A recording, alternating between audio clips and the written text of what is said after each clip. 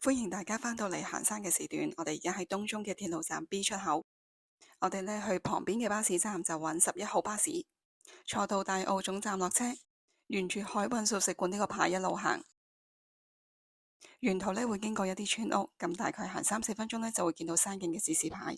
我哋沿住牙鷹角嘅方向行，之後呢會見到一片嘅粟米田。接住落嚟嘅分岔路呢，我哋繼續沿牙鷹角嘅方向。咁呢度同時呢亦都係鳳凰徑第7段嘅入口。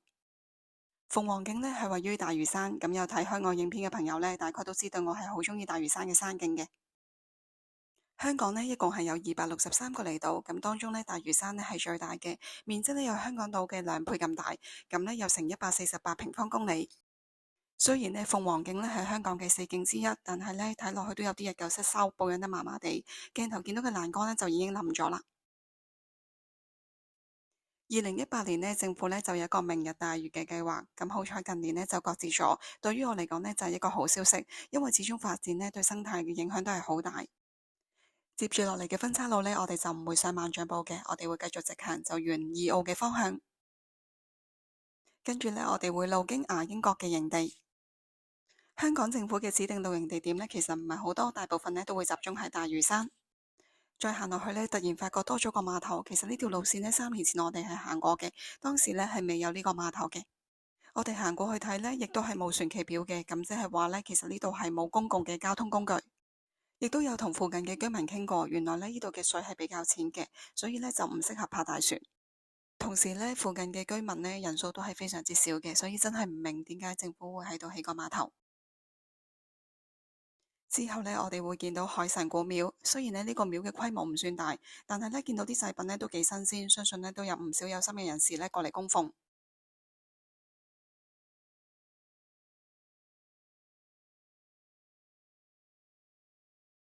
接住落嚟呢，見到嘅指示牌呢，似乎就唔係政府嘅官方路牌嚟嘅，應該呢就係附近啲居民呢 DIY，就方便啲行山人士。原來呢度呢有分新村同埋舊村，咁我哋呢就會沿舊村嘅方向。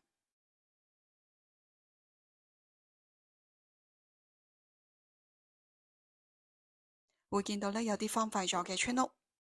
原本呢，我哋就係直行，就向2澳嘅方向嘅。咁但係睇地圖呢，就見到附近呢就有個雞公山。咁就轉右呢條小路呢，就可以上到雞公山。由於上面呢有支標高柱，我哋就想上去影下相，所以我哋就轉咗入嚟啦。雖然呢度有啲偏僻，冇乜人行，但係有部分嘅路呢係石屎路。咁呢，見到棵樹呢都幾得意嘅，好似人參咁樣呢，有2隻腳仔。咁呢度嘅衛生環境都幾差㗎，咁好多垃圾，唔知係咪呢隔離嗰條河仔呢水漲嘅時候呢，就係沖咗啲垃圾上岸。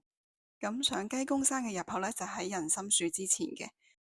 咁上咗少少之後呢，我發現個路況係好跣嘅，咁我就衡量過自己就未必行得到，所以我哋就折返行返去2澳嘅方向。咁繼續行呢，就係一片田園嘅路，應該呢，就係有一啲居民自己整嘅指示牌。一路呢都有指示鳳凰徑嘅方向，咁望上去呢，紮咗好多個營，咁呢度就應該係私人嘅營地嚟嘅。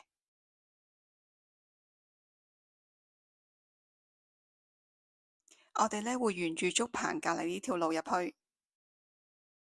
會喺呢度呢入去分流，咁同時呢都係鳳凰徑。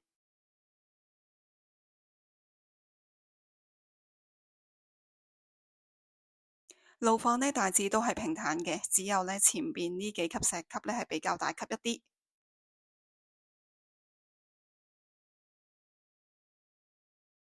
之後呢，我哋會經過一個石灘，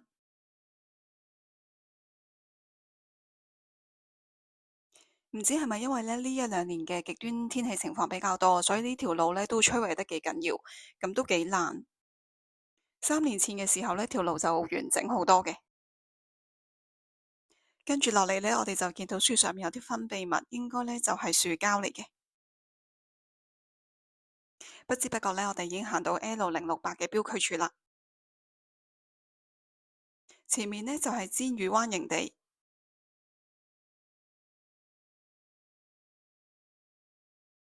接住落嚟呢就係一個碼頭，會有街燈。呢一度呢，就係分流村，其實喺我心目中呢，分流村已經係半荒廢嘅狀態，得返一兩戶人嘅啫。咁估唔到呢，喺啲山卡拉嘅破舊村落裏邊呢，係有銀行嘅物業。咁今次呢，真係長知識啦，原來呢，佢係有佢當中嘅價值。之後呢，經過咗祠堂，咁望落去呢，就應該係冇人保養維修嘅。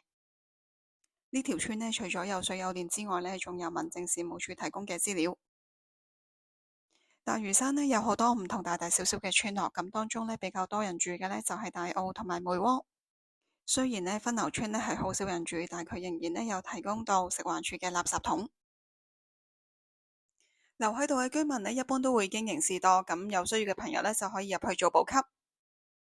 平時行山呢，經常會見到菇菌嘅，今次呢個呢係特別大，有我手掌咁大。接住落嚟嘅分岔路呢，我哋會向右手邊轉，會經過沙灘，然後就上分流炮台同埋分流郊遊徑，會清晰見到郊遊徑嘅標誌。呢度嘅地勢呢比較高，望返落去呢就係一片嘅海景。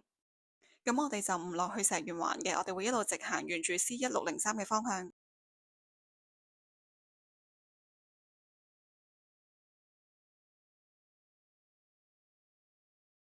郊遊徑呢有提供石凳可以俾大家休息。本來呢就應該仲有其他設施嘅，不過就爛咗未修葺好。好快脆呢就去到分流炮台啦。分流炮台呢係法定嘅古蹟，咁喺清朝文獻裏邊呢，亦都有叫佢做大嶼山炮台、雞翼角炮台或者係石筍炮台。咁佢嘅戰略價值呢，就係因為佢嘅位置呢喺西南角，佢就可以呢守衛珠江口通往廣州嘅海峽。咁據稱呢，曾經設有營房20間。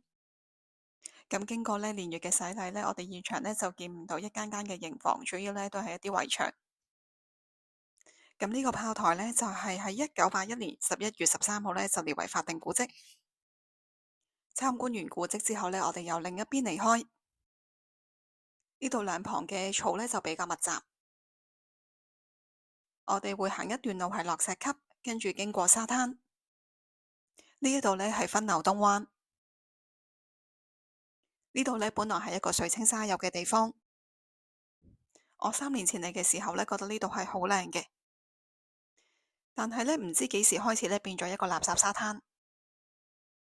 咁睇呢度垃圾嘅種類啦，同埋數量呢，似乎呢就唔係純粹水漲呢啲垃圾沖上岸咁簡單，係有人專登棄置喺度嘅。之後呢，我哋會沿樓梯上，咁呢就向九嶺涌嘅方向行。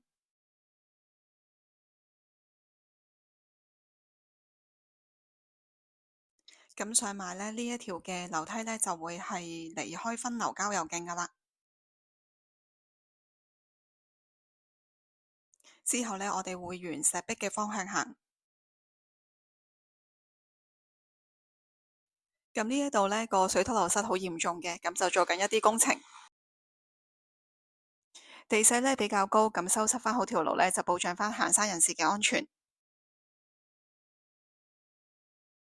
接住落嚟呢，我哋會右手邊落樓梯去九嶺涌嘅營地。大概行3-4分鐘呢，我哋就落到九嶺涌營地啦。呢一度呢，有小橋流水，係合法嘅指定露營地點，有燒烤爐，有垃圾桶。現場呢都見到唔少人喺度紮營。行出去呢係一個沙灘，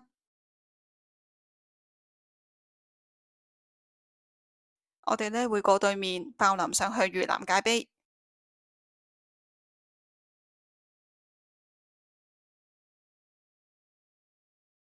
過咗對面呢，向左行，咁呢入口呢都有少少難揾，但係路況呢就唔算太惡劣，亦都有啲熱心嘅行山人士呢留低咗好多絲帶印路。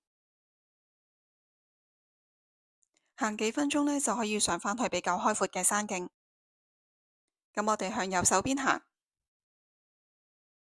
咁沿途嘅路呢都係比較窄，而且右手邊係一個斜坡嚟嘅，所以行嘅時候就要小心注意。咁好快脆呢，就見到呢個嶼南界碑嘅木牌，附近嘅雜草呢非常之多。原來呢個界碑呢都唔算好大座，只係呢1米幾，上面呢有一啲碑文，不過呢就睇得唔係好清楚。之後呢，我哋由另一邊離開嘅路呢，似乎之前呢係發生山泥傾瀉，所以我哋呢都要好小心。行到盡頭呢，發覺呢原來有網圍住，咁亦即係話呢，政府係知道呢呢段路呢係需要修葺，所以呢就攔住咗，表示呢行山嘅人士呢唔好入去啦。咁經過涼亭呢，我哋呢就沿返石壁嘅方向行。咁出返嚟嘅路段呢，就係輕鬆好多，因為呢都係有郊遊嘅設施。